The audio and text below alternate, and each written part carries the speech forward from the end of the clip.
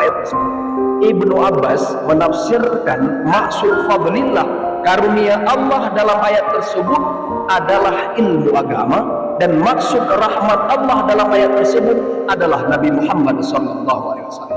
Kenapa Nabi Muhammad? Karena di ayat yang lain Quran surat Al-Anbiya Allah berfirman, "Wa ma arsalnaka illa rahmatan lil alamin."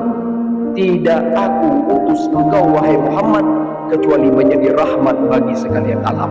Maka kelengkapan tafsir Quran surat Yunus ayat 58 adalah, "Qul," katakan olehmu wahai Muhammad, "bifadlillah," dengan kalian mendapatkan ilmu agama dari Allah, "wa birahmatihi," dan dengan kalian diutus seorang makhluk mulia Nabi Muhammad SAW, "fa bidzalika falyafrahu," maka dengan itu semua kalian harus bergembira, harus bahagia, harus senang disebabkan kelahiran Nabi Muhammad SAW.